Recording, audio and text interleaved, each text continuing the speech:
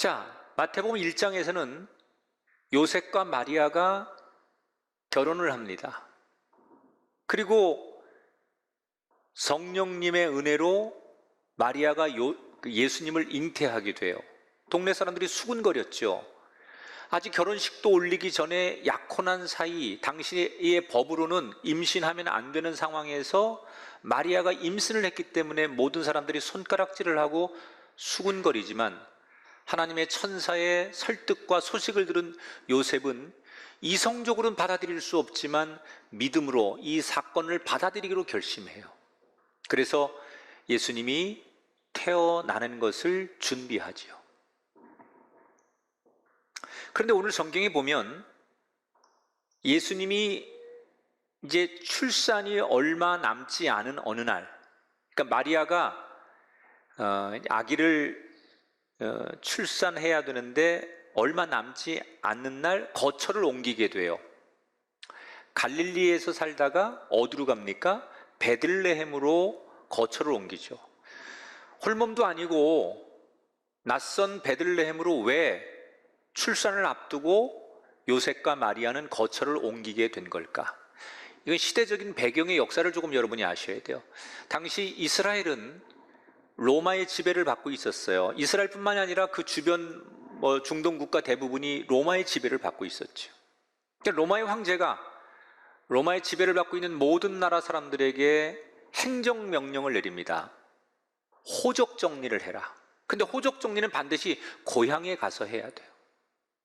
그래서 할 수 없이 로마 황제가 내린 명령을 따를 수밖에 없는 입장에서 요셉도 마리아도 베들레헴이 고향이니까 베들레헴으로 할 수 없이 그 만삭이 된 몸을 이끌고 거처를 잠시 옮기게 되는 거예요. 그리고 우여곡절 속에 정말 낯선 곳에 가서 마구간을 어떻게 간신히 빌려가지고 예수님이 베들레헴에서 태어납니다. 과정은 굉장히 힘들었지만 예쁜 아기가 태어났습니다. 그리고 그 아기가 어떤 아기인지 이미 요셉과 마리아는 알고 있었기 때문에 그 아기가 태어난 뒤에 평온한 하루하루를 지내고 있습니다. 그런데 그렇게 아기가 어렵게 잘 태어나서 별일 없이 지내고 있던 어느 날, 베들레헴 아기가 태어난 그곳에서 정확히 한 10km 정도 떨어진 동쪽의 예루살렘에서 작은 소동 하나가 일어나요. 근데 이 작은 소동이 굉장히 많은 피를 보게 되는 단초가 됩니다. 어떤 거냐면 오늘 본문 2장 1절 2절인데 동방으로부터 박사들이 예루살렘에 이르러 말하되 유대인의 왕으로 나신 이가 어디 계시냐? 우리가 동방에서 그의 별을 보고 그에게 경배하러 왔노라. 이스라엘에서 저 동쪽 지역에 있는 어느 외국에서 당시 별을 연구하던 박사들, 지금으로 말하면 천문학자들이에요. 이 박사들이 별을 날마다 연구하는데 이 사람들에게는 어떤 정보가 있었냐면 율법에, 이스라엘 사람들이 믿는 율법에 이 땅을 구원할 메시아 왕이 태어날 건데 그 왕이 태어나는 표시가 하늘에 어느 날 보이지 않던 별이 뜨게 되고 그 별이 반짝일 때 그것은 하나님이 이 땅을 구원할 진정한 구세주를 보내신다는 사인이다. 이 구약의 예언자들의 얘기를 이 동방의 박사들이 알고 있었고 어느 정도 그것을 믿고 있었어요. 어느 날 밤, 어제도 그제도 매일같이 관찰을 하던 밤하늘에 이전에 없었던, 전례 없는 큰 별 하나가 나타납니다. 그런데 이 별을 늘 연구하는 사람들이니까 이 별이 자기들이 관찰하던 별이 아니에요. 너무나 크고 놀랍고 갑자기 나타난 별 앞에 이 박사들은 본능적으로 뭘 느끼느냐? 이것은 구약의 예언자들이 예언한 이 땅에 구원자가 오신 그 말이 성취되는 사건이다 라고 받아들여요. 그리고 곧바로 이걸 확인하기 위해서 짐을 꾸려서 그들은 마치 드론이 이렇게 움직이는 것처럼 별이 움직이는데 그 별을 따라서 계속 여행을 하는 거예요. 별이라는 것은 밤에만 뜨는 거니까, 낮에는 별이 안 뜨니까 멈췄다가 다시 밤이 되면 그 별이 또 떠서 움직여서 아마도 적어도 몇 달을 그렇게 움직였을 거라는 생각이 들어요. 그렇게 별이 인도하는 대로 계속 이 외국의 박사들이 따라가는데 어느 날 이 별이 유대 땅 한 곳에 멈춰요. 거기는 어디냐? 예루살렘에 왕이 살고 있는 왕궁 위에 별이 멈추는 거예요. 자, 이 왕궁에 누가 살고 있느냐? 헤롯 왕이라고 살고 있는데, 이 헤롯 왕은 로마의 황제가 유대 땅을 다스리라고 유대인 중에 한 명인 사람을 왕으로 세운 거예요. 그래서 유대인들에겐 왕이지만 이 왕이 로마 황제에 의해서 세워지기도 하고 없어지기도 하는 왕인데, 아무튼 유대 땅에서는 절대 권력을 휘두르는 헤롯이라고 하는 사람이 왕으로 살고 있는 왕궁입니다. 그런데 별이 딱 그 왕궁 위에서 멈추는 거예요. 이 외국에서 온 박사들이 이론적으로 생각해 보는 거예요. 그렇지, 왕이 태어난다면 당연히 왕궁에서 태어나는 게 상식이지. 그래서 그들은 기쁜 마음으로 뛰어들어가 헤롯 왕을 만나서 자기들을 소개한 다음에 우리가 이 땅에 태어난 구원자, 진짜 왕이 태어난 것을 알고 여기까지 왔는데 그 왕이 이 왕궁에 있습니까? 태어난 아기가 여기에서 태어났습니까? 라고 물어요. 자, 우리가 그 왕을 만나고 경배하기 위해서 온 동방박사들이라는 소개와 함께 이 동방박사들을 만난 헤롯이라고 하는 왕은 너무나 당황스러운 거예요. 내가 왕인데, 지금 멀쩡하게 이 나라를 다스리고 있는 내가 왕인데 이 외국 사람들이 이 땅에 진정한 왕이 태어났다고 하면서 그 왕을 만나러 왔다는 거예요. 그러니까 얼마나 황당해요. 이건 정치적으로 해석을 하면 그 말들을 고지고대로 받아들이면 헤롯 입장에서는, 그러면 내가 지금 왕인데 새로운 왕이 생겨서 내가 제거되고 나는 죽고 쫓겨나고 새로운 왕이 이 땅을 다스린다는 얘기 아니에요? 이건 헤롯의 입장에서는 쿠데타가 일어나는 거예요. 기분이 나빠요. 또 마음이 불안한 거예요.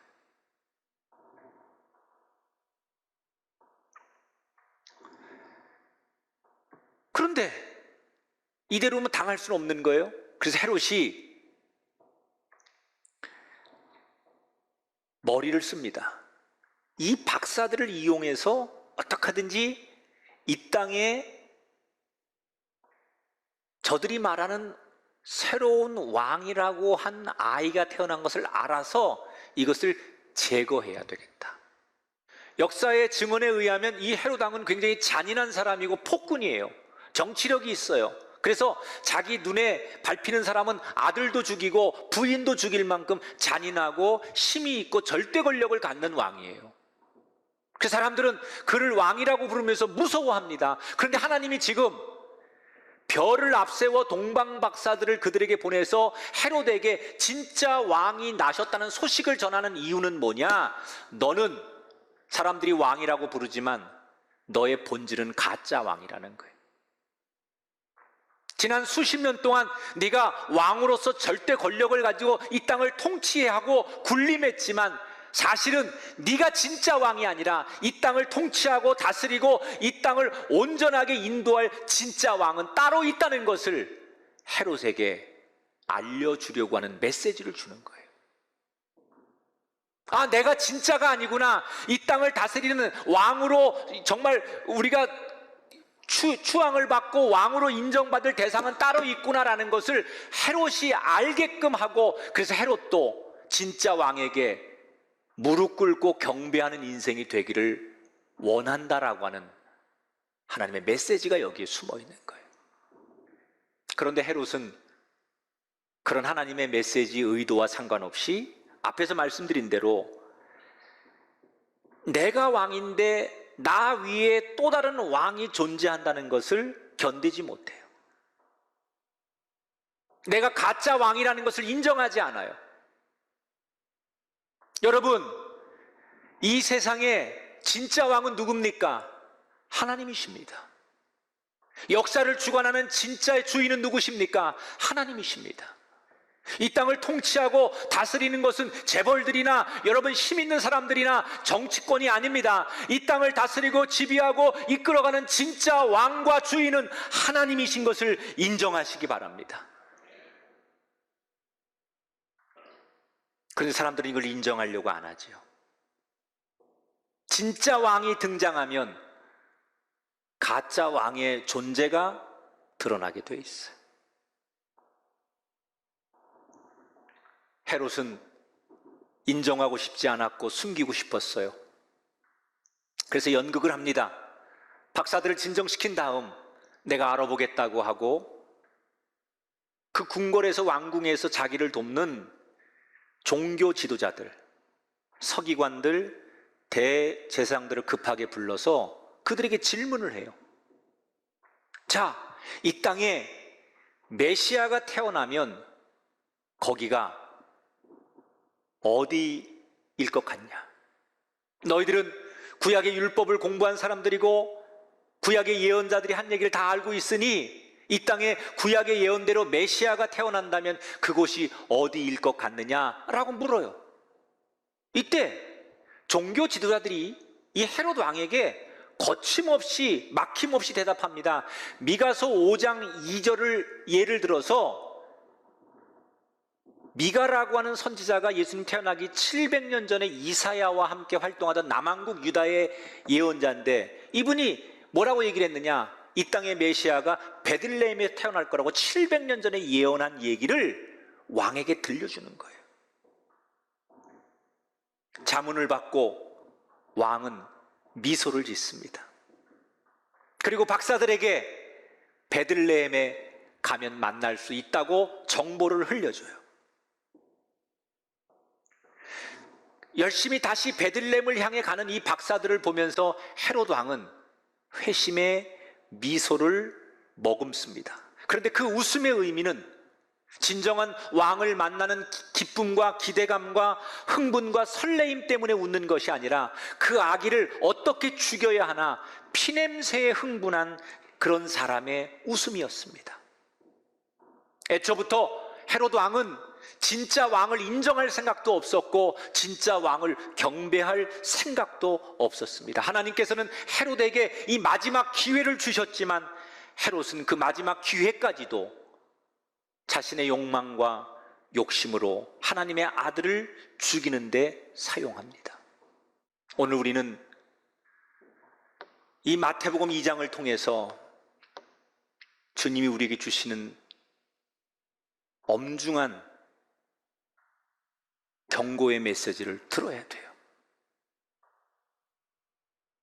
내가 하고 싶은 욕망을 내려놓아라. 내가 옳다고 생각하고 내가 집념처럼 믿고 있는 내 욕망을 내려놓고 주님 앞에 엎드릴 때 비로소 온 세상을 다스리시는 주님이 보이게 될 줄 믿습니다.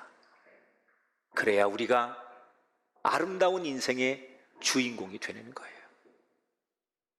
주님 앞에 엎드리면 당장은 연약한 사람처럼 보이지만 그렇지 않습니다. 주님 앞에 엎드리고 자기의 욕망을 내려놓고 주님 앞에 엎드리는 사람이 영원한 승자가 됩니다. 사랑하는 여러분, 눈이 열리시게 되길 바랍니다. 여러분의 영안의 눈이 띄어지게 되길 축원합니다. 그래서 진정한 왕이신 예수님을 여러분 눈으로 만날 수 있고 볼 수 있게 되기를 주의 이름으로 축원합니다. 베들레헴에 가면 이 땅을 구원할 메시아 예수님을 만날 수 있다는 얘기를 듣고 박사들은 서둘러 왕궁을 나오게 됩니다. 그리고 다시 별을 따라서, 별이 움직이니까 계속 별을 따라가다가 드디어 별이 베들레헴의 한 작고 초라한 집에 멈추어 섭니다. 기쁨을 가지고 그 집에 들어가 보니 예수님과 요셉과 마리아가 있는 거예요. 이 박사들이 자기들이 준비한 황금과 유황과 몰약을 내놓고 보통 왕에게 경배하듯이 예수님께 엎드려 경배하고 절하고 인사를 드려요. 예수님을 알아보는 거죠. 그렇게 그들은 처음에 목적대로 만왕의 왕이신 예수님을 만나고 그날 밤 숙소에 들어와 잠을 잡니다. 잠을 자기 전에 그들끼리 이런 얘기를 합니다. 헤롯 왕이 그 메시아가 태어난 곳이 어딘지 가서 만나면 나에게도 알려달라. 나도 가서 경배하고 싶으니 나에게도 꼭 그 소식을 알려달라고 했으니 우리 돌아가는 길에 헤롯에게 여기에 이 베들레헴의 이 집에 아기가 있다고 가서 전해주세. 그리고 약속을 하고 잠을 잡니다. 그런데 그날 밤에 무서운 꿈을 꾸는데 꿈속에서 하나님의 천사가 나타나서 꾸짖는 거예요. 절대로 헤롯에게 가서 여기에 아기가 태어나는 것을 말하면 안 된다. 너무 무섭고 생생한 꿈을 꾸었기에 아침에 일어나서 한 박사가 자기가 꾼 꿈을 얘기하는데 나머지 박사들이 놀라는 거예요. 모두가 똑같은 꿈을 꾼 거예요. 그들은 소스라치게 놀라면서 이것은 하나님의 계시다. 그래서 헤롯에게로 가면 안 되겠다 생각한 그들은 예루살렘을 멀리 돌아서 헤롯을 피해서 본국으로 돌아가게 돼요. 한편은 헤롯 왕은 왕궁에서 먼저 길을 떠난 박사들이 좋은 소식을 가지고 오기를 기다리는데 아무리 몇 날 며칠 기다려도 오질 않는 거예요. 그런데 바로 이때 하나님의 천사가 박사들이 떠나자마자 요셉에게 꿈에 나타나서 빨리 아기를 데리고 마리아와 함께 이집트로 피하거라 이렇게 말해요. 근데 여러분, 이 천사는 처음에 마리아가 임신해서 요셉이 조용히 파혼하려고 마음을 접을 때 나타나서 하나님의 뜻을 전해줬던 그 천사예요. 동일한 천사가 또 나타나요. 나중에 이집트에서 이스라엘로 돌아올 때 다시 안내하던 천사가 나타나는데 그 천사가 동일한 천사예요. 하나님이 보내신 동일한 천사가 계속 요셉에게 나타나서 그때마다 요셉에게 하나님의 뜻을 전해주는 거예요. 헤롯이 박사들이 도망간 걸 알고 그 분노를 이기지 못해서 베들레헴 근처에 2살 이하의 남자아이들을 모조리 죽이라고 명령을 내릴 것을 미리 하나님의 천사가 요셉에게 알려주면서 이집트로 떠나라고 해요. 베들레헴에서 이집트는 한 130km 정도 돼요. 여러분, 2000년 전에, 지금도 130km면 적은 거리가 아닌데요, 2000년 전에 그 길은 정말 길도 없고 도구도 없는 그 갓 태어난 아기와 산모를 데리고서 그 먼 길을 간다는 건 굉장히 고통스러운 거지만 하나님의 인도하심 따라 그들은 안전하게 이집트에 가서 사람들의 도움을 받아서 거기서 잘 어느 정도 정착을 해요.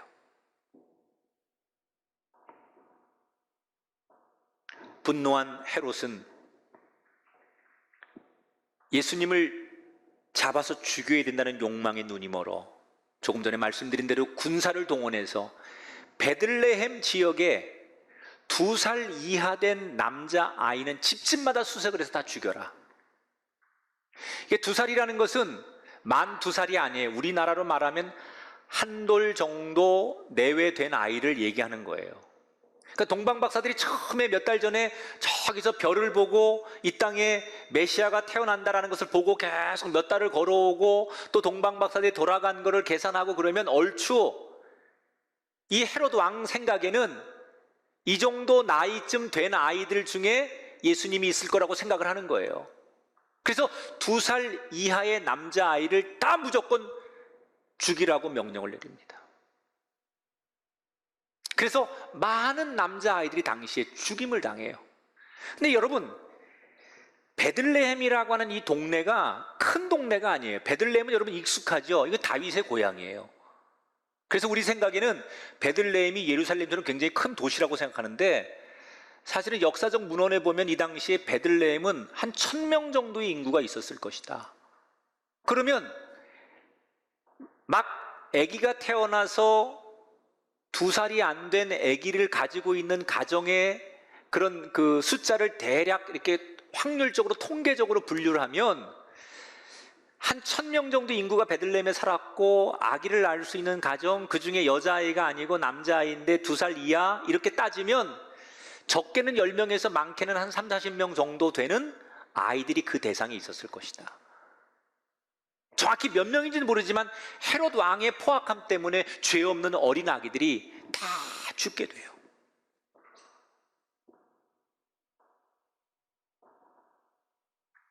여러분, 모든 남자아이들이, 태어난 남자아이들이 죽는데 헤롯이 자기가 동원할 수 있는 모든 것을 다 동원해서 결국 예수님을 죽이려고 그렇게 노력했지만, 하나님이 보호하시고 하나님이 지키는 예수님은 헤롯의 모든 수단과 방법을 이기고 살아나게 된다는 거예요.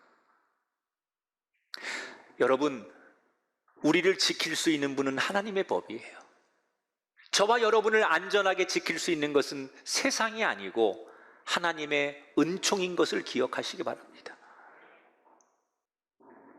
여러분, 저는 오늘 우리들의 모습이 이 종교 지도자들의 모습하고 너무나 한국교회가 닮아 있다는 거예요. 서점에 가면요, 성경을 해석해놓고 설교를 풀어놓은 좋은 책들이 너무너무 많아요. 유튜브, 무슨 컴퓨터 채널, 휴대폰, 여러분 어디서든지 접속만 하면 가장 좋은 설교 말씀, 가장 좋은 성경의 이야기를 얼마든지 들을 수 있는, 원하기만 하면 하나님 말씀을 얼마든지 듣고 예배를 드릴 수 있는 말씀의 홍수 시대를 살고 있어요. 너무나 많은 말씀을 들을 수 있는 기회들이 있어요, 한국교회가. 그런데 말씀은 넘쳐나고 하나님의 이야기, 책은 넘쳐나는데 오늘 우리 시대에 복음은 점점 힘을 잃어가요. 교회는 점점 힘을 잃어가요.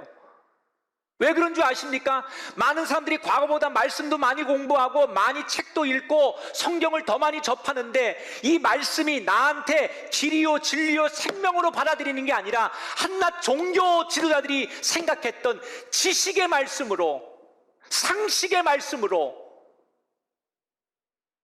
그렇게 받아들이는 성도들이기 때문에 우리가 알고 있는 말씀이 힘이 없는 거예요. 우리가 다니고 있는 교회가 점점 힘을 잃고 있는 거예요. 말씀 잘하는 목사를 쫓지 마세요. 마치 요즘은 이렇게 설교 콘테스트 하는 것처럼 누가 설교를 잘하고 누가 접속자가 많고 누가 유명한 목사고, 여러분 이거 망하는 길입니다. 그 말씀을 지식으로 마치 주말 드라마 어느 방송국에서 편성하고 어느 가수가 나오면 왕 몰리는 거하고 다를 바가 없어요. 여러분 각자의 자리에서 어떤 말씀이든지 그 말씀이 지식의 말씀이 아니라 종교 지도자들처럼 내가 말씀을 이렇게 많이 알아요 라는 자랑하는 말씀이 아니라, 요셉처럼 이 외국인의 박사들처럼 이 말씀이 나에게 등불이고 길이고 진리고 생명이라고 받아들일 때 그 말씀이 여러분에게 힘 있는 말씀이 될 줄 믿습니다. 그래야 우리가 하나님의 인도하심을 체험할 거 아니에요.